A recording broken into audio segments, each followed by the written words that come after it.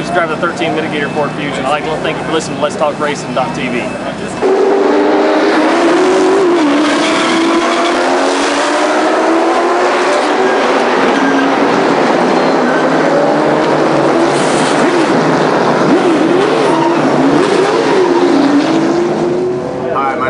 Jr., driver of the number 5 Kiker Motorsports Camry. Welcome to Let's Talk Racing TV.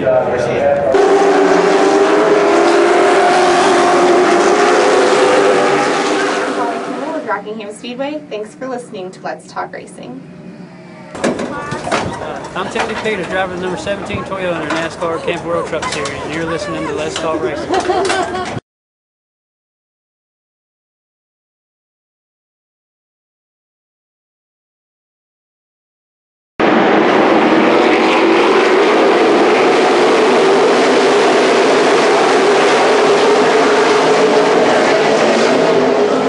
Hey guys, I'm Daytona 500 winner Trevor Bain, and thank you for watching Let's Talk Racing.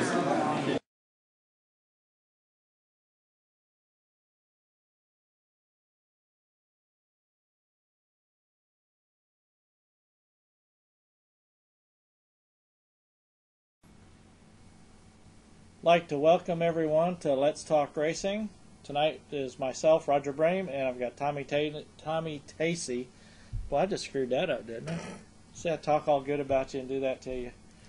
Having fun tonight. All right. So, Talladega race just got over with this past weekend. What were some of your favorite things and unfavorite things that you saw happening?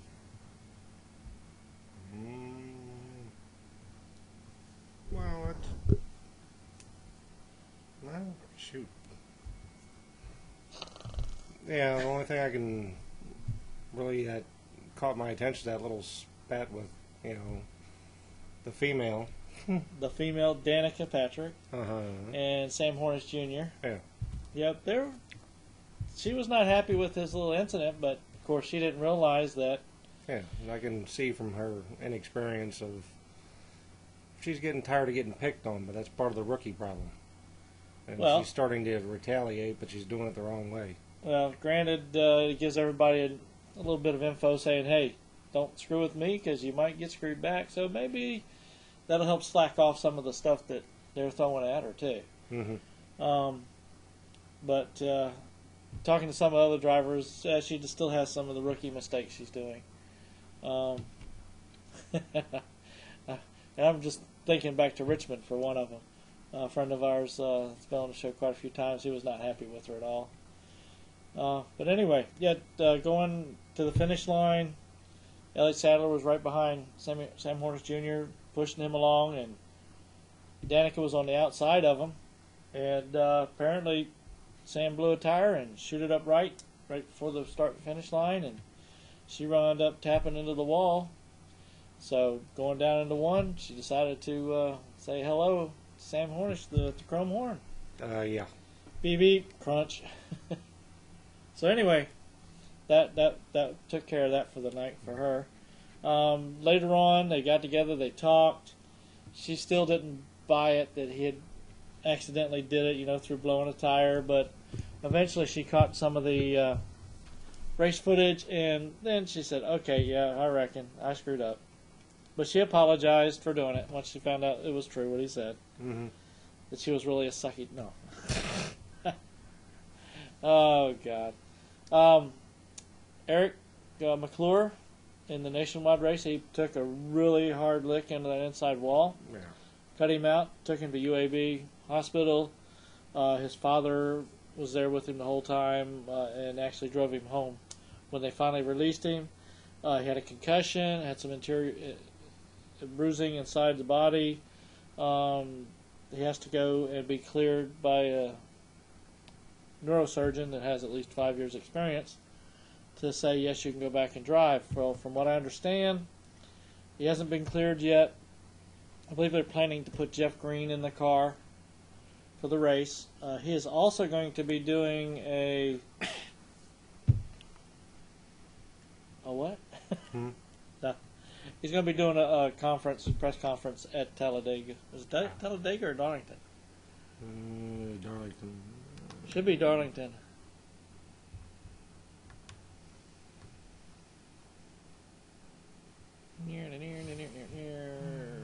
On Friday at Darlington. Hold a press conference. I reckon he's driving all the way back down there again. Because usually you don't get to fly if you got a concussion. Or you shouldn't fly if you got a concussion. Yeah.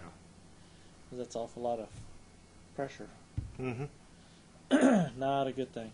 No. Bad enough if you got ear infection. So anyway, so he's going to have a press conference down there on Friday. I've texted him back and forth a little bit. He's feeling the pain. Oh, yeah. Good drugs. Mm. But yeah, that's our other buddy Robert Richardson. He was also pretty much bounced around in that race too. He got out hobbling. Looks like he favored his left leg there, and talked to him. And the next day he said, yeah, he was feeling much better. So he went ahead and did the Cup race. But I can't remember, did he get crashed out of the Cup race too? I didn't see it. I didn't catch it if he did or not. There's this thing called NASCAR.com. They tell you all those things. All right. But yeah, he was doing pretty good. I think I saw him up as high as like 17th place. But it's hard to tell when you see when everybody's shifting around. You know, doing pit stops and everything else. You never know who's going to be where. Let's see here. Somebody asked me who won the race. I told the wrong person. Let's see, Robert. 27th, finished 39th. Oh, he had the accident at 182. Yeah, that's right, because that was the same one Tony got involved with, I think. Come on, I slept through most of it. You got to watch for me. Oh. Got to keep my back here. Sorry. Oh, yeah, I tell you. Timothy Peters, he's still number one in the truck series. He's still got a few points ahead.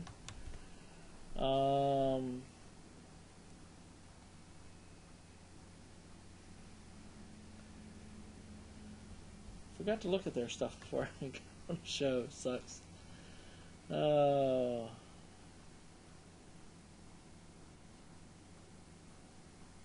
NASCAR reinstated crew member Ryan Seebeck. He completed the Road to Recovery program. He was originally indefinitely suspended back in April of 2010 for substance abuse. He was a crew for the number 76 in the Camping World Series. So, Barry Dodson is going to have a new team out there too.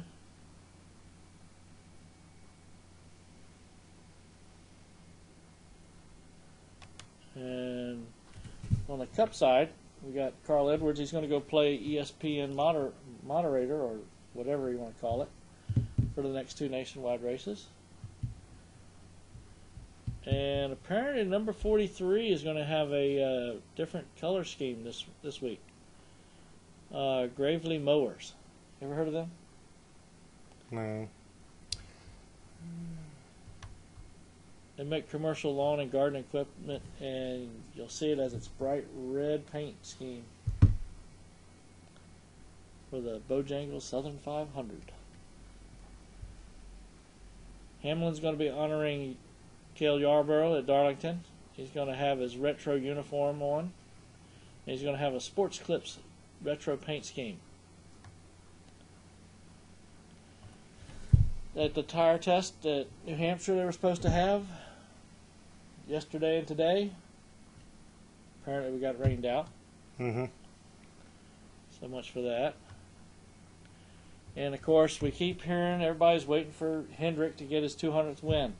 And apparently this is coinciding with it being his longest winless streak since 2002.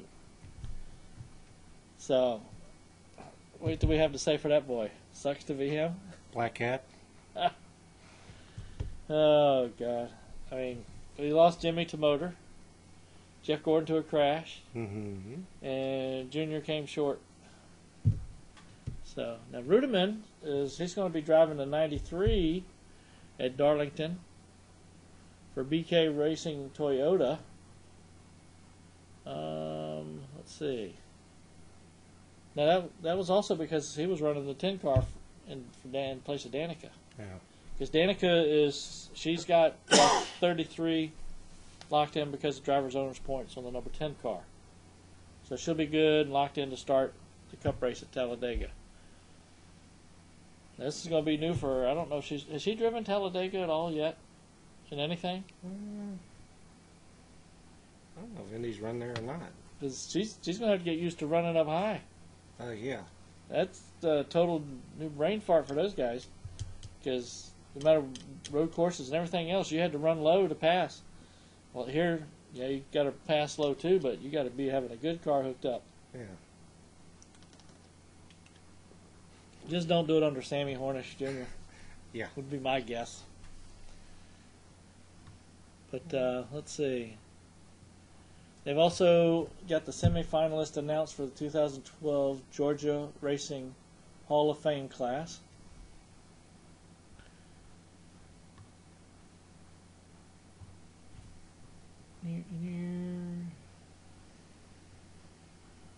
Okay, apparently the coverage this year for the Aaron's 499, the ratings were 34% better than last year's.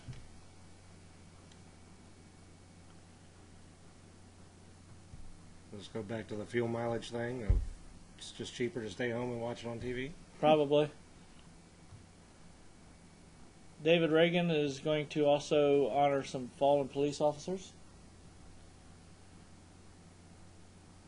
And if anybody caught the Tony Stewart interview, you'll be glad to know, if you're a Stewart fan, he did not get penalized or fined for the comments he made, because he did them very much tongue-in-cheek and was very witty about what he had to say. So NASCAR said, well, it's one of those things, we know how Tony is. He's usually a character, and so he may have probably been...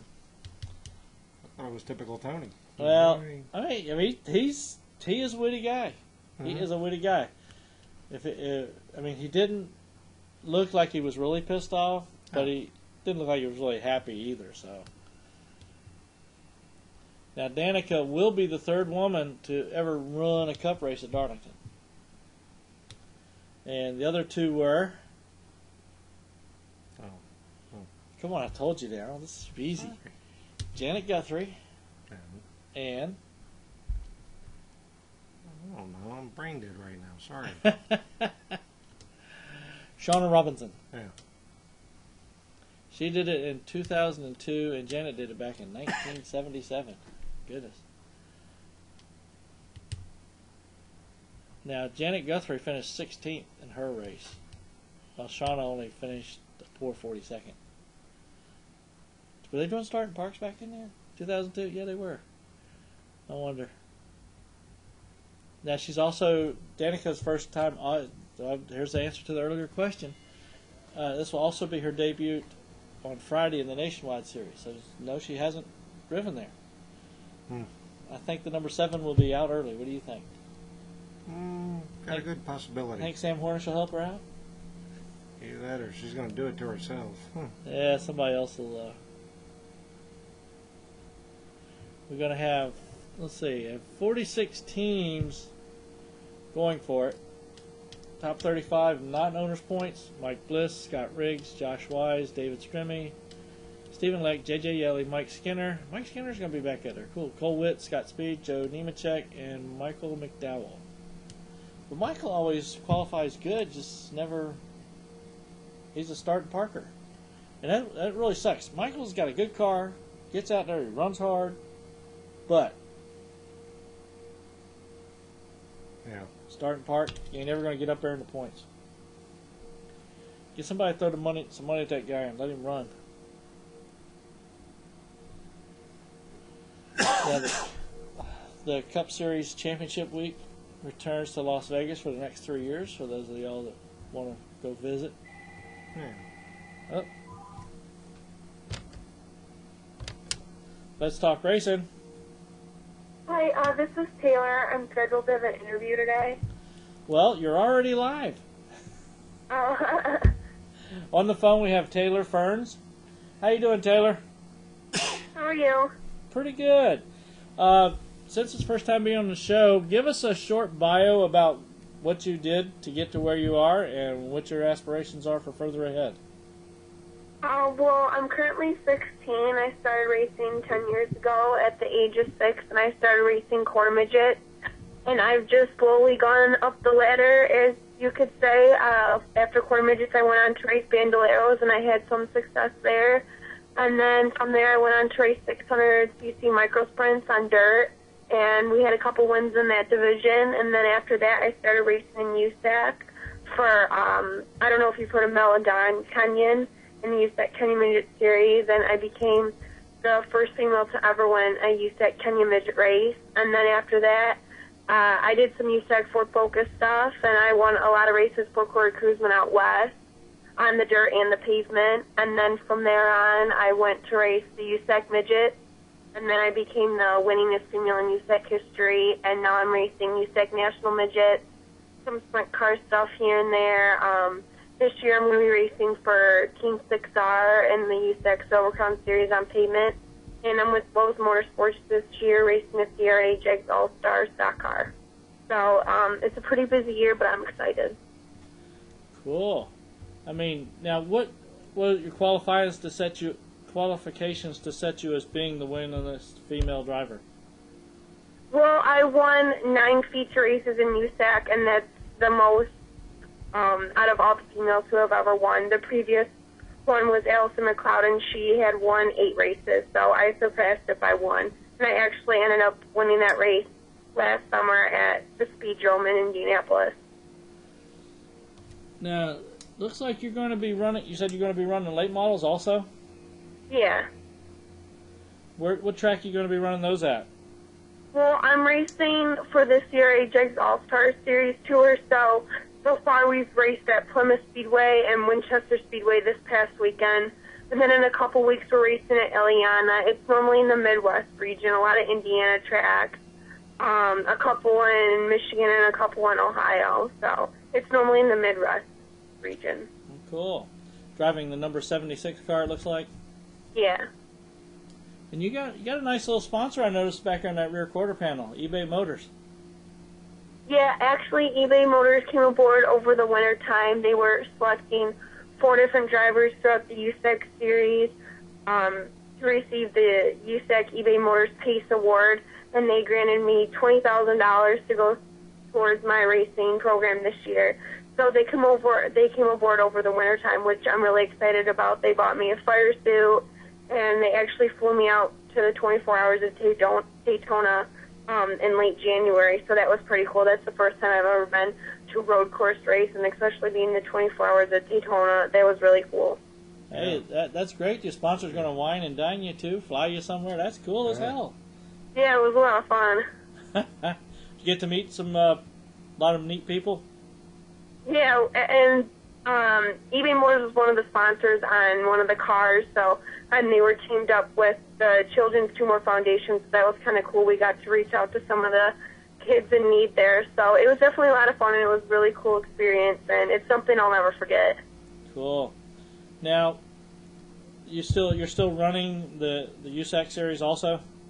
Yeah, I'm running a limited schedule of USAC National Midget Series, and then I'm racing the 4 USAC Silver Crown payment races, as well as the CRA Jags All-Star Series schedule. Now, you going to be out there at Knoxville by any chance, running the Knoxville Nationals?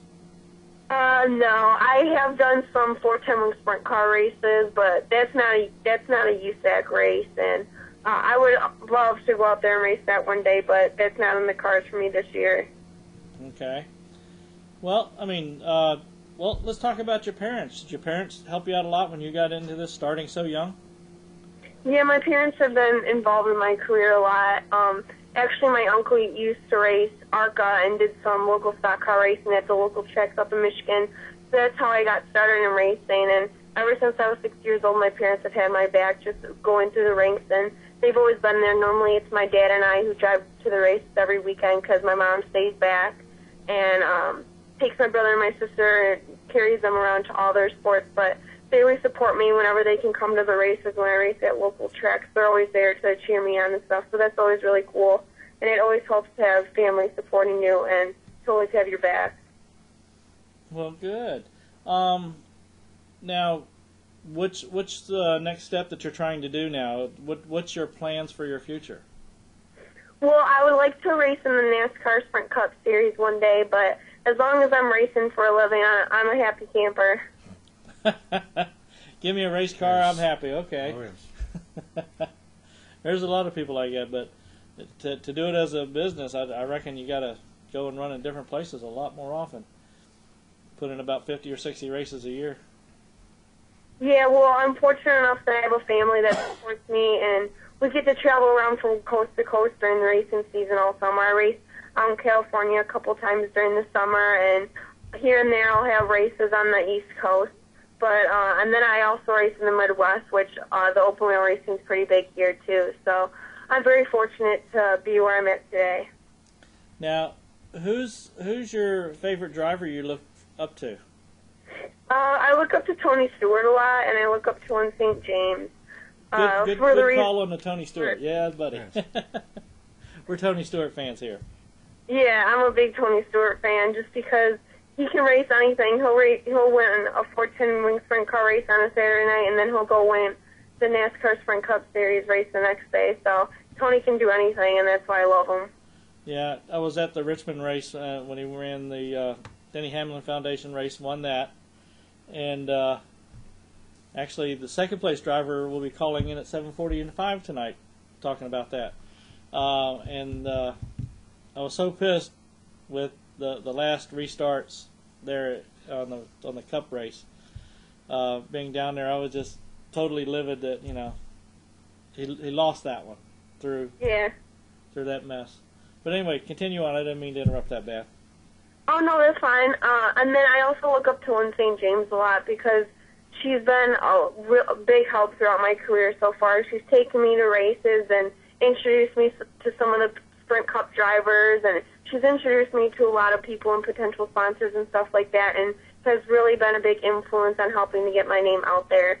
And she's also one of the main reasons that women got into racing. So I look up to her in a lot of different ways. Cool. It's nice to have somebody that's going to help you do that. Yeah, definitely. Now, what about Danica? What do you think about her? I'm a fan of Danica. I support her in whatever she does, and whenever she's racing, I always make sure I tune in. There's definitely a couple of things that I would have done differently in my career, but she's definitely helped open doors for a lot of other women in racing, and she's proved that women can win and go out there and beat up on the boys. So I definitely look up to her in a lot of different ways. Now, it's funny you mentioned the beat up on the boys. Did you catch the Saturday race, the nationwide race? Yeah, I was actually testing at Winchester, and we got back to the hotel just in time to see the ending of the race, and I actually got a glimpse of that. So I thought that was pretty cool.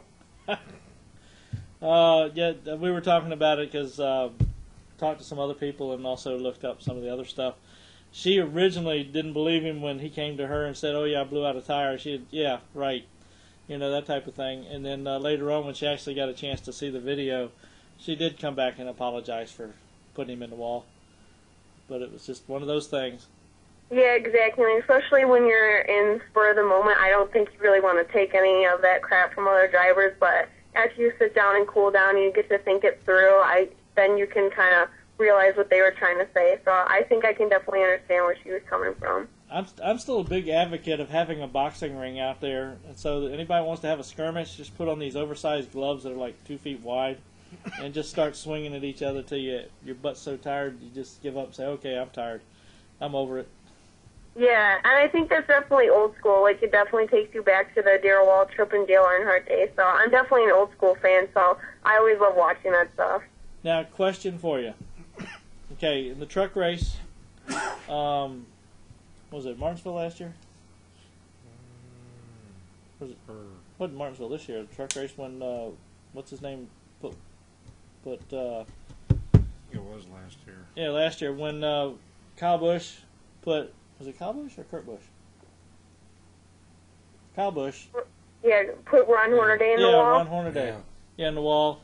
And they took him out for a race.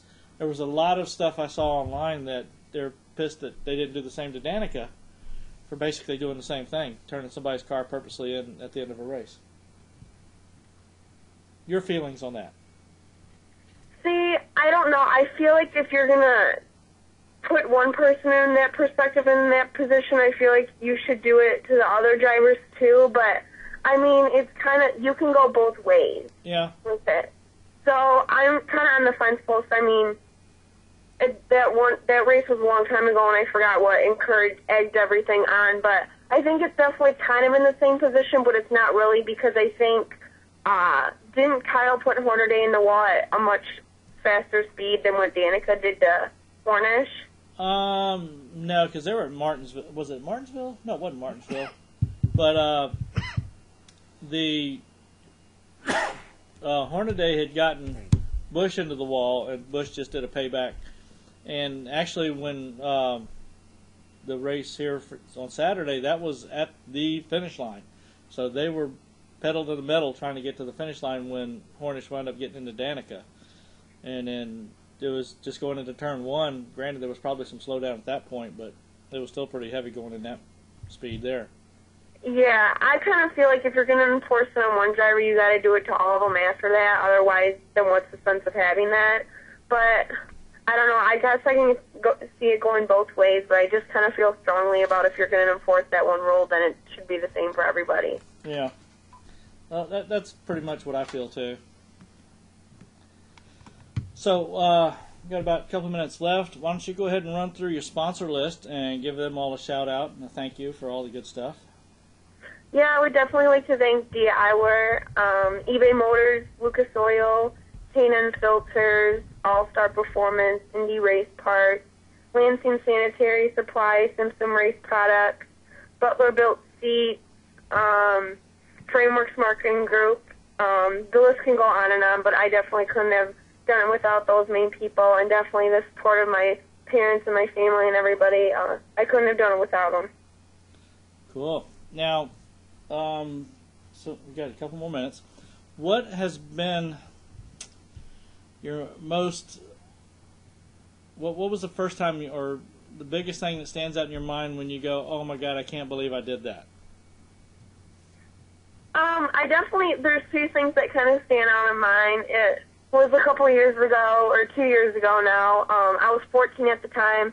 I had this local track up in Lansing, Michigan at Spartan Speedway. They let me race my sprint car, non-wing payment sprint car at the age of 14 because I wasn't old enough to race for USAC yet. And it was my first sprint car race. I go out there, I think I started 8th, and with a couple laps to go, I passed for the lead, and I ended up winning the thing. So I think that was definitely one of the memories that kind of stands out a lot in my mind. And then another one was, it was my first stock car race a couple weeks ago, and I was really anxious. I mean, I've never raced a 100-lap race before because with the open wheel races, it's normally 30, 40-lap races. So right. I was definitely anxious about that, and we had to start 22nd because I messed up on the qualifying run. So we qualified 22nd, so I started 22nd, and I drove it all the way up to 6th, and we kind of got it shuffled back on the restart a little bit, and I ended up 10th. So I think that's definitely one of the other moments I'm proud of, but those are probably the two moments that stick out in my head. Well, good. All right. Well, I'd like to thank you for calling in. We'll have to get back with you over the years, check and get you back on here and see how things are going with you. Is that going to be all right with you? Yeah, no, sounds good. I just appreciate it. Thank you for having me. All right, Taylor. Well, thanks again for being on here, and have a good race weekend. Yeah. You too. All right. Bye-bye. Bye. Good for her. 16 years old and getting out there and cranking it up and already being the winningest female driver. Oh yeah, she's gonna be noticed. I mean, that's big. I mean, hey, you got to go back out there and continue on. Get it up there, get people to find out about you, and roll it on out. As we wait for Kyle to call in, we'll have some fun with Greg. Oh, speak of the devil. Don't you always love it when you do speak of the devil? Let's Talk Racing. How's it going? Kyle Fowler here. Hey, Kyle, you are live on the air. But actually, you're live on TV. But I'm with you.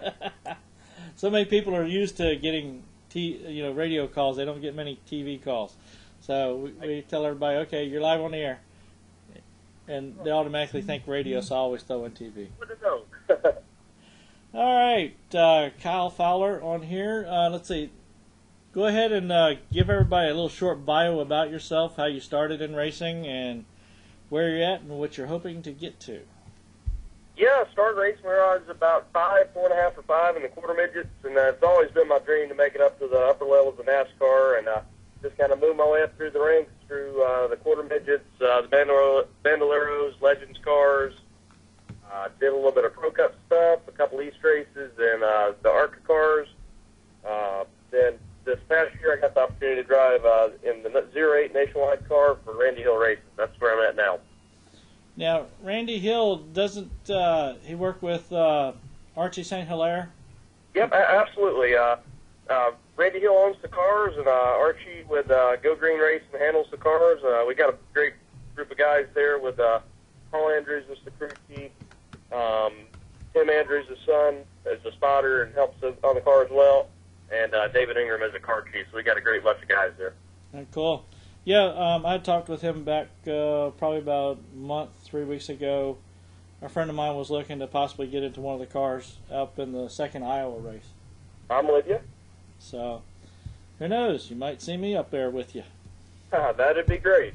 But anywho, so all right. So you're running. How often are you running the nationwide races? Are you got a full schedule now with them in the 08 car? No, I wish we did. This is my first year in the Nationwide Series. I've had the chance to run three races in the car so far this year. And my first race was at Las Vegas. Also ran Bristol, and just got back from Texas. There was our last run, and we ended up 21st there, which was our best run so far. But we keep having good qualifying runs, and we're a low budget team, but we make the best of it. Yeah, Archie, I had a good conversation with him when I talked with him. I actually plan on getting him on the show here before too long. But he's great. He's great to work with for sure. Those guys are extremely. They know what they're doing. They're competent. They've been doing it forever, and it's great to be able to work with them. I've worked with several teams before, and some of them get kind of hyped up and stuff. But these guys are real calm and know exactly what to do. It's great to have that experience behind us. Now you got actually started rather young. I mean, 4.5, 5 years old. Yeah. My dad got me into racing, and it's something I always wanted to do. So ever since I got behind the car, I've always wanted to make it up here to this NASCAR stuff, and it's pretty cool. I'm getting to live my dream, get to do that. But now I want to be able to stay in NASCAR and be successful at it, which that's hard to do in this day and age, especially with the sponsorship climate the way it is a few years ago. You get a few runs in, you never know what might happen. But now the sponsorship stuff to come by, and I'm knocking on 100 doors and getting a bunch of no's, but you got to find that one yes, and that's what we're working towards now. Good attitude. Good attitude. I know exactly how that is. I get stuff all the time sent to me, potential sponsors, and I try to hook up some. Actually, we've probably done through people I've had on the show. Actually, probably over the past few years, about $400,000 worth of sponsorships we've linked up. That's awesome. That's extremely hard to find. Yeah. One of them was actually in the Nationwide Series for a few months worth of racing. But I gotcha. So, you've got a lot of friends of mine out there racing against them in the Nationwide. So, be good to all of them. That's for sure. I'm there to learn, get some experience, and I think we've done that so far. And the big thing's learned for me here. I mean, it's like I say, I've only raced 3 races in the series so far, and it's great to be able to learn from some of those Cup guys. Even though it is kind of hard to run with them, but it's great to be able to go to like someone like Kyle Busch or Dale Earnhardt or someone like that and get advice. So it's cool to be able to do that. I've been able to do that the past couple races, and racing with those guys is just awesome. Now, did you get a chance to go to Richmond?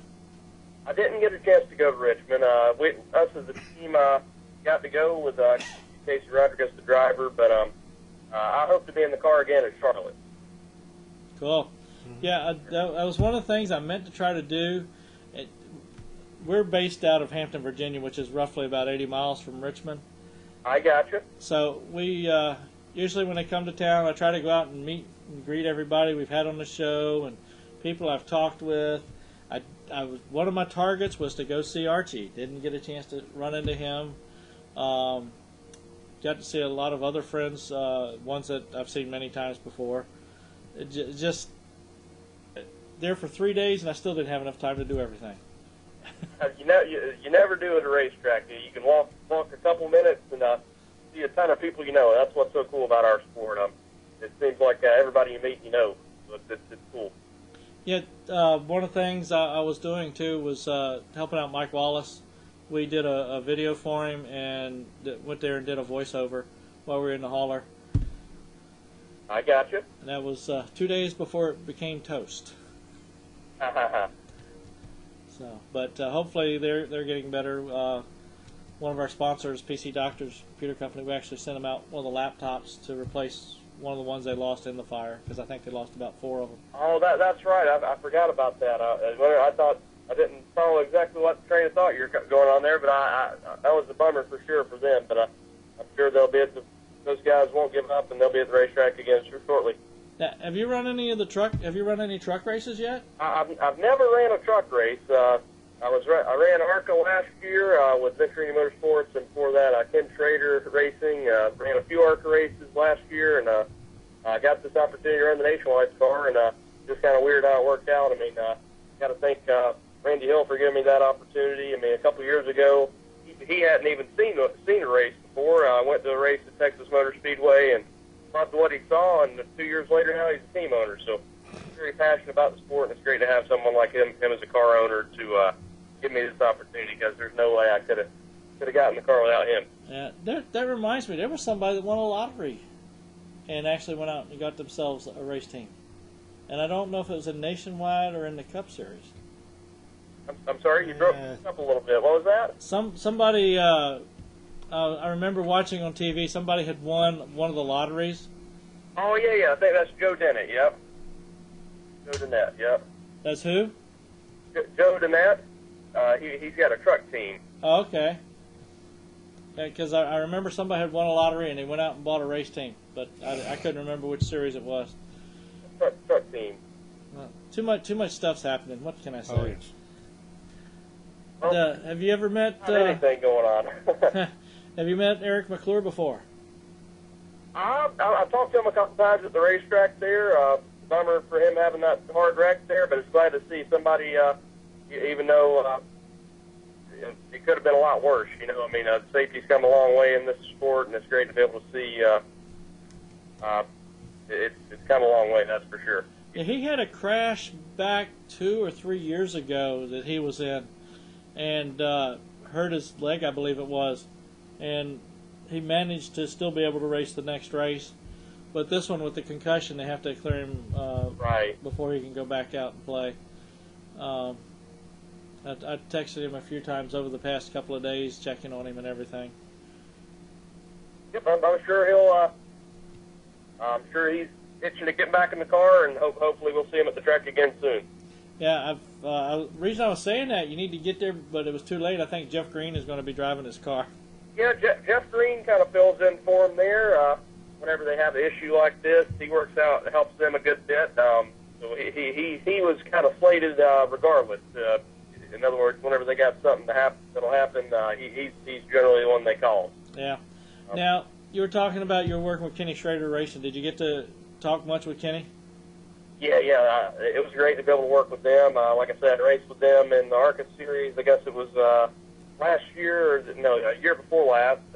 Ran about 5 ARCA races with them out of their shop, and it's great to have. It was cool to have him on the radio with us with all his experience, giving me what I need to do and how I need to stay out of trouble and stuff like that. So I learned a lot working with them, and it was definitely a cool opportunity.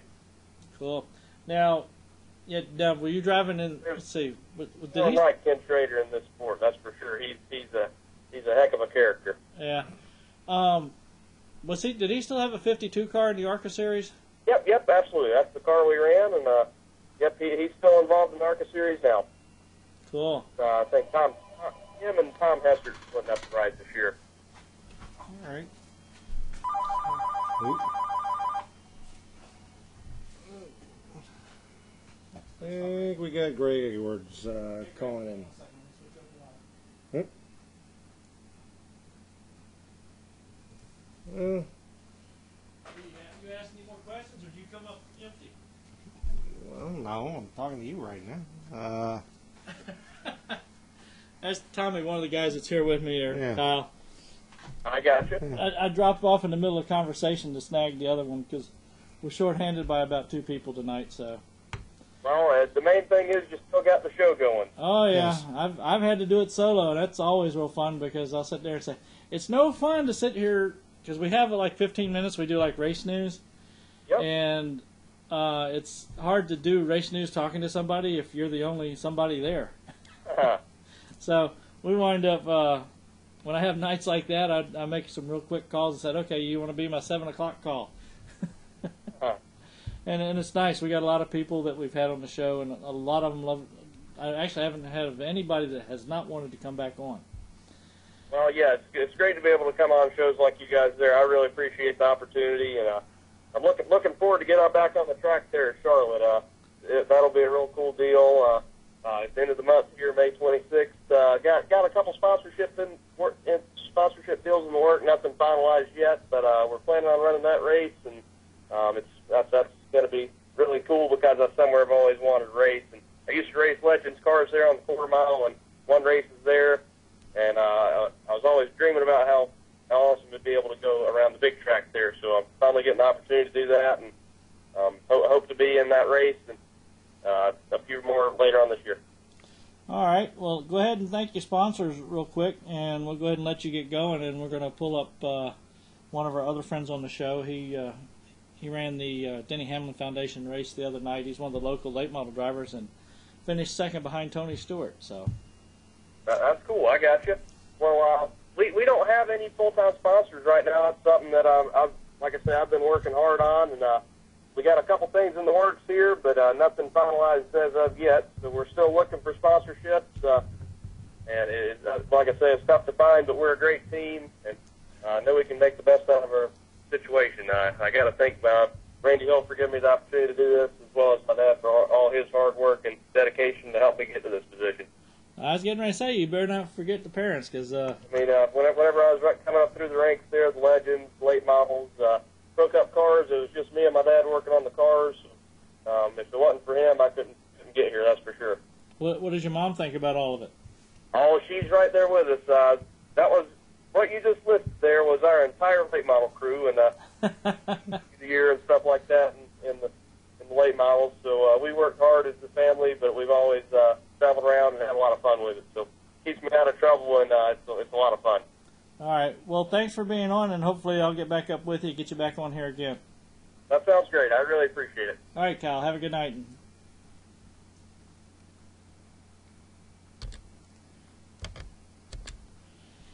It's Mr. Greg Edwards on the line.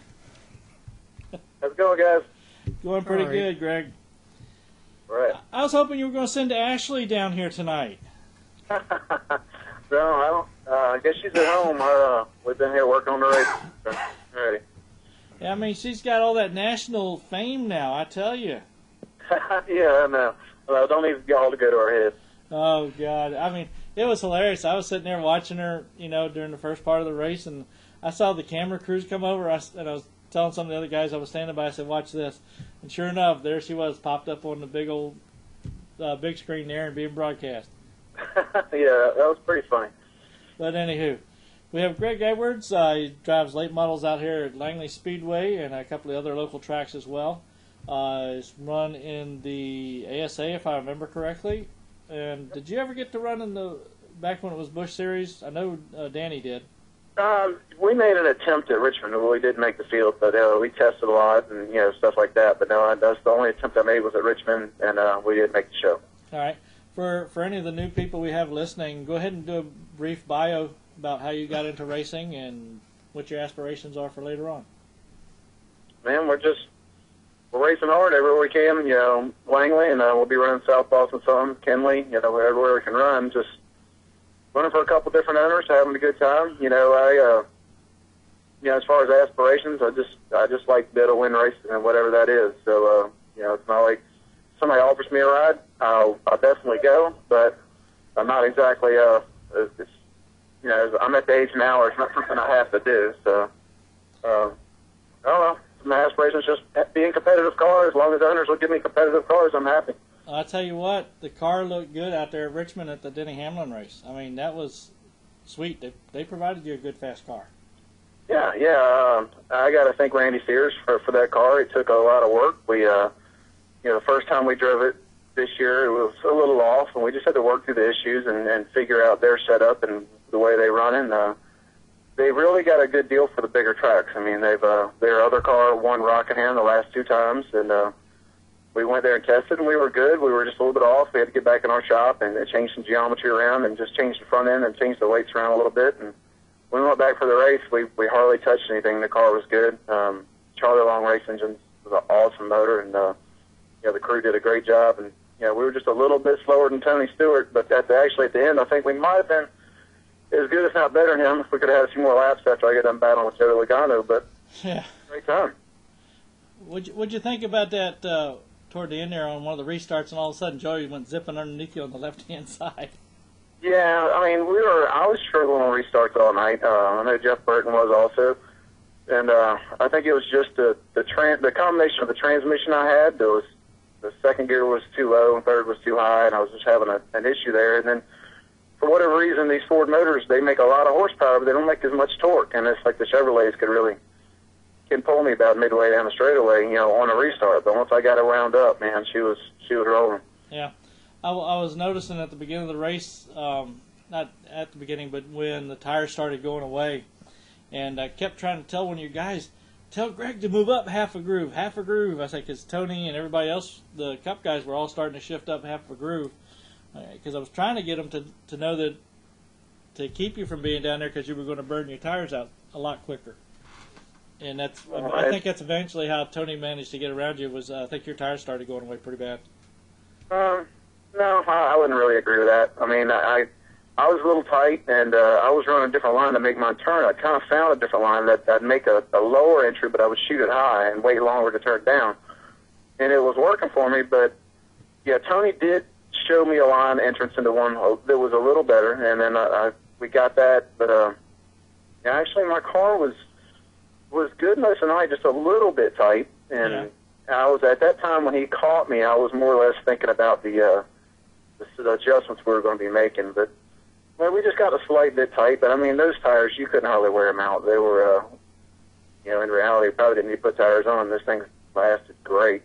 Yeah. Just you know, just playing around with different lines, and I found a line that everybody else, I don't know, it was kind of odd that I could find a line that was weird looking, and it's just kind of like what Juan Pablo runs. He runs kind of straighter down the straightaway and really waits a long time to turn out. It turns hard sharp, so I'd be off the wall till right before the end of the straightaway, and I would ease right and turn back in, and it was making my car cut. But at the very end, I didn't realize that how much of Tony and them could really move up in 1 and 2, and you know, that's just their experience there. I mean, yeah, big, heavy cars, you know, so, you know, I was learning. I was having a fun time.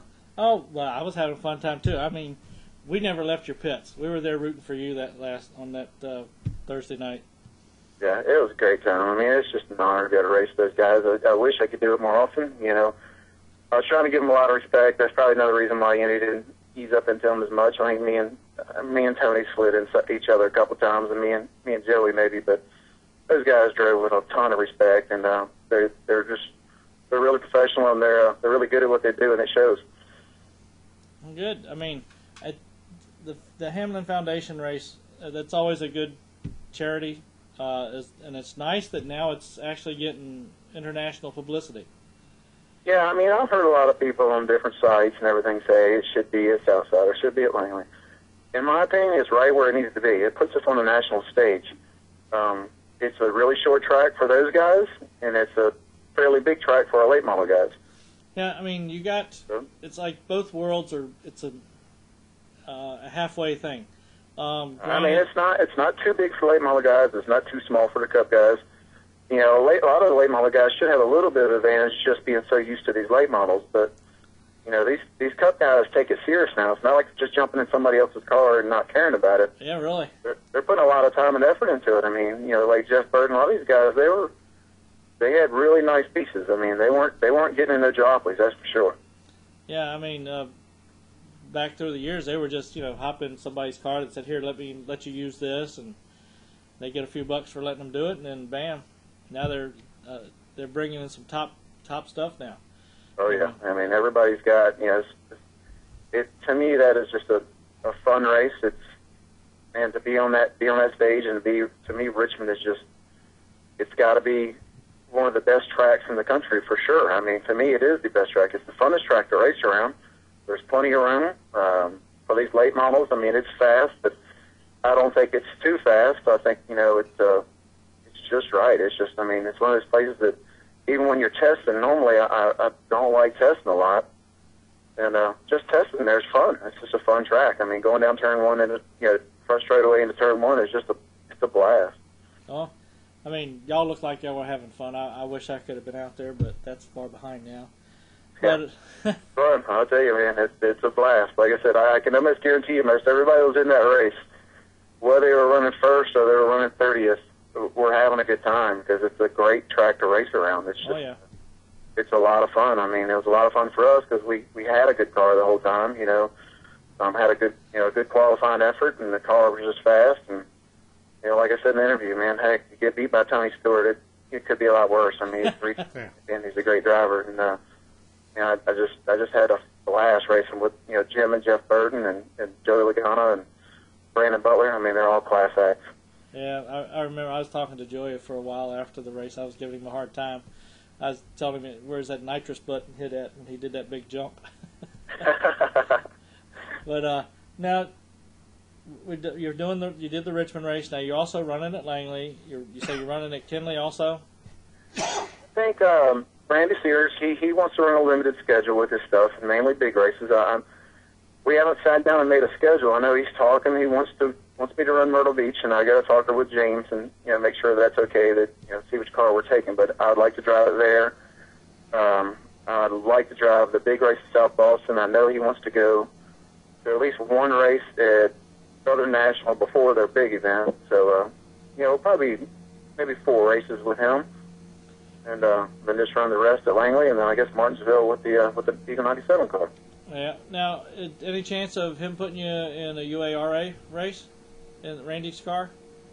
Man, you know, we haven't talked about it, honestly. I mean, Corey's been doing so daggone good with that car. He's got a perfect record. I think he's got Corey's car, the Rockingham car, just sitting on Jack's hands. I think they're just saving it for the next Richmond race. The Rockingham race. So I guess you can just call that a Rockingham specialty car now. But, you know, I don't know. I mean, if he asked me to, yeah, I would love to do it. I think that car is just, they've got a really unique setup on it, and my guys are getting it figured out, and I'm getting comfortable with it, and he's really got those Fords, you know, they got some heat under it, that's for sure.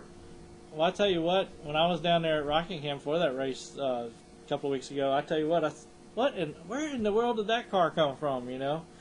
And I actually had to go back in the media center and pull up the list to see who in the heck was driving it, because I didn't know who was going to be out there. Yeah. I said, that's the Bolt's number. Okay, what is he doing here? Well, actually, Corey LaJoy, like I said, he already won with that car once. Right. So he had won there the fall last year with the same car, and he came back in the spring again this year. Did it again. I'm sure he's going to try to go back and do it one more time this fall. Now, was that the same car that's been running at Langley when Paul was running, or they have a just different? They never ran. The car that Corey's in is a different car. It's a newer car. I ran it one time at South Boston last year. I actually had a chance to win the race, and it rained out about 50 laps into the race. And no, the one that Paul drove was the one that I was in, mainly. Oh, okay. Yep. Now, is Paul still running out there at Langley?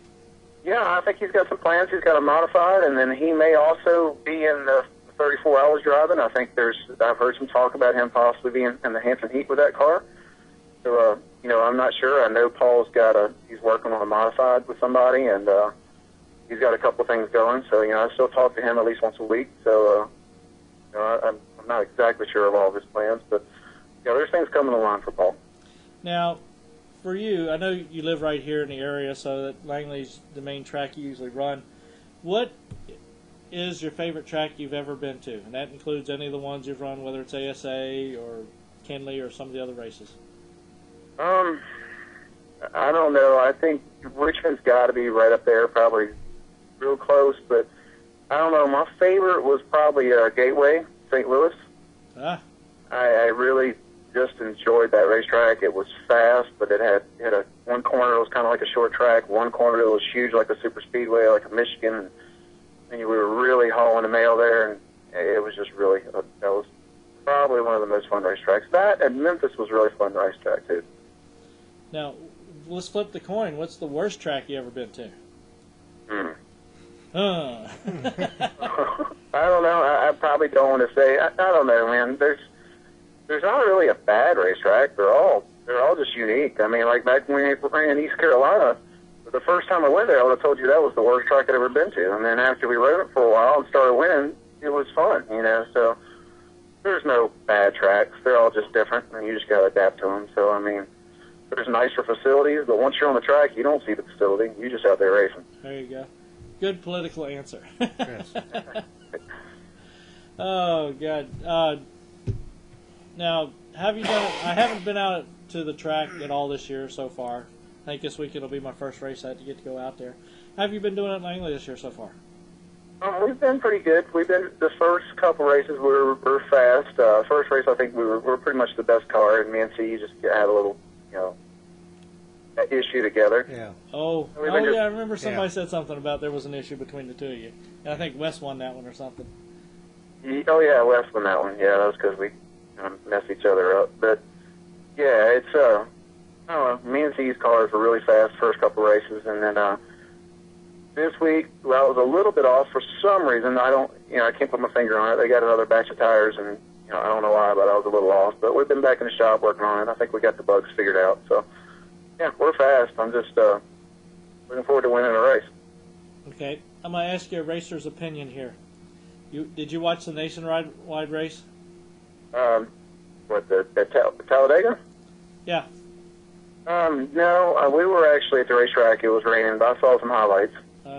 So, what did you think about the Danica and Sam Hornish thing? I don't know. Sometimes people get mad. It just, I've seen it done before. She didn't. I don't know. It depends on if they're going to say boys be boys, then there's going to have to tolerate that. I mean, the only problem I have with it is, those drivers don't have to pay for all the work and heartache that goes into those cars, especially a Talladega car. Yeah. Those crew members bust their butt, and these drivers are making millions of dollars go up there and tear a car up that's not their equipment, and the owner's got to take care of that. And all these guys that put hundreds of hours on the wind tunnel in these cars just tore up for no reason. That's senseless to me. I mean, there's a lot of work being put into these things. I mean, if you're the one working on the car and you want to tear it up like that, then by God, do it. But I'm sure Danica wasn't in there in the shop working on Sam's car or her own car. Oh, I'm pretty sure it wasn't that way either. So, I mean, that's the way I see it. I see it as, how much time and effort go into those cars, especially a Talladega car, and to wreck them on purpose. It's kind of senseless. Yeah, I'm sure the bill was much more than what they made off the race. That's for sure. I'm sure Danica's not too concerned. She's probably pretty well off, I would say. So it's not going to be her biggest concern. But yeah, like I said, sometimes you get mad. Sometimes you lose your cool. I mean, I've done it. Everybody's done it. So, emotions are high in a race car a lot of times. Yeah, just a tad. But anywho, y'all running this weekend at Langley? Langley's off, and I'm taking a weekend off. We're regrouping. We've been thrashing so hard on the 34 car, and like I said, we knocked the tail clip off my car the first race at Langley, and it just got us behind. So now we're just catching up. So we're going to take a week off, get all caught up, and try to get back in victory lane weekend after next. Alrighty, well, I'll go ahead and let you get off the phone here. Go ahead and give your thanks out to your sponsors and family members, of course. Oh, yeah, I got to thank 97.3 The Eagle, Danius Glass, CBX Modular Homes. They've been great. Brower's Mechanical, Heating and AC. They do a great job. And then, like I said, Sears Sand and Gravel and Randy Sears for his car. And like I said, all the guys make this thing go. I mean, John McMasters, and, we just lost one of my crew members. He moved to Charlotte, and he's getting a job full-time. So, it's kind of left a hole in our shop. But, I mean, he's trying to do what he wants to do for his career. So that's a good deal for him. And then, like I said, I got to thank my family and Ashley. Everybody supports me, so lets me do this stuff. Well, good. Well, not good that you lost a crew member, but it's always good that somebody's trying to get better. I mean, you and I have known quite a few people that left Langley are working out. Yeah, I've had quite a few come through my shops and moved up, and that's cool. That's what they want to do. This is what it is, a training ground. And I hope they got a good training from me and from what I could show them, and my guys could show them, and they can use that to make a decent career of them. So. All right. Well, you have yourself a good night, and we will see you next time we see you, I reckon. All right, man. All right. Thanks for being on here, and we'll talk to you later. All right. Bye. Bye-bye. I tell you what, a lot of guys come in and gone from Langley. Mm-hmm. Just reading up some more other stuff here we're talking about on McClure.